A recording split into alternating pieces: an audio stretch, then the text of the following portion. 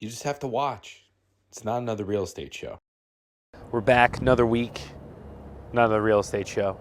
We're in the parking lot getting ready for a Tell Mike St. You Shoot. Want to give the people an update of what we got going on. Lots been happening since we last talked. We had a listing we were going to bring on the market that we ended up selling off market to the people we previously had to deal with. I think I mentioned it on the show. So that was a great deal. Kind of bummed we didn't get to remarket it, but we got a good price for our seller. She was ecstatic. Funny enough, we got a gift card to this place for her for the closing gift, so that was cool. And we did a couple leases. That office I mentioned also on the show, we rented, which was a great rental, a good profile that went in, financial firm. And then we just have a lot of investors that are looking for multifamily. So I've been running around like a madman looking at multis inside of Greenwich, Stanford, New Canaan, Westport. One of the things that I wanted to talk about on the show was that we've done just Greenwich for a long time. I mentioned it on the show. Starting a new company, you have to be a little less picky and establish kind of a baseline. So what we decided as a team was to kind of, for buyers, open up the geographical circle a little bit to get the ball rolling, get the momentum going, and establish ourselves again, especially in a market that's tight and crazy like this, where there's not as many listings and I'm dealing with mostly buyers. So that's been a strategy change. All good though. Other big thing going on is our tenant for one of our investment properties, Dana and I's personal investment, is moving out. So we're going to try to re-rent that. That's going on the market in the next week or so.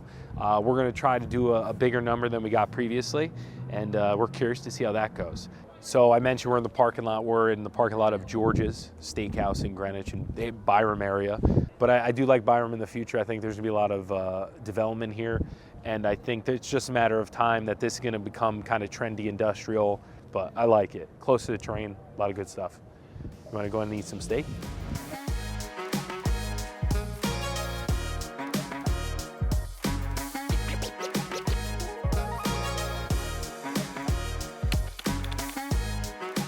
We're here at Scarpelli's. Wait. I'll lead it in for us. Okay. Do I have to look at the camera? You got to just act natural. Okay, but it's act as if you're talking to Chris. So we're here at Scarpelli's with our event pop-up lead, the Greenwich With an attitude. With an attitude. And we've been working on breaking the ice with our first event for about 1.5 years now. So we're finally meeting with Scarpelli's. It's gonna come to life. Give them the rundown. We're gonna highlight all of the sausage, the ways that the sausage could be made. Dried sausage, broccoli rabe, cavatelli sausage, sausage and pepper, sausage patties, and we're gonna have a little cookout. And it's gonna be a Tell Mike St. Scarpelli's community event, co-promoted. It's gonna be a big bash, hopefully. Big bash. Summer bash. She sent an email to the town to try to get approvals for permits. And the person that responded to her in the email's tagline copied me and wrote sausage party. Stay tuned. Hopefully we'll get this the first, second week of June. Vamonos. Vamonos. We got like a price and everything. They have like a big like space, and then they have an outdoor patio and then the whole grass area. I think between your guys' network, we're gonna sell out like immediately with the first 100 or so. So good meeting at Scarpelli's. We set a date, June 10th. Hopefully the space is available for that date. Right, Ash? I'm praying, crossing my fingers, doing everything that So it better be available. So we're gonna go down and try to lock it in. Okay, so it's the next morning. As I mentioned earlier in the video, our tenant from our investment property is moving out. So we're going to head over there and meet with some potential renters. My tenants that were phenomenal for our investment property, that was our first fixer-upper, the Greenwich fixer-upper, they're buying a house. So they're moving out. We had to get the house back on the market. And then today's the first day of showings for potential new tenants. So we have 4 showings today, 1 set up for tomorrow, and then I'm running in between showings to see some investment properties with a couple clients. Yesterday was a busy day. We had 2 closings on the same day. One in Greenwich, in Old Greenwich. That was a residential property in the commercial zone. That one closed for $1,150,000. And then another property in Norwalk. I talked about expanding into other markets to get the ball rolling, and that was our icebreaker for another community. In Norwalk, we sold a nice little house on hollow tree wood. hollow wood, something like that, hollow tree wood. End of a cul-de-sac, huge property, had a pool. We closed that one for $589,900. So the ball's rolling.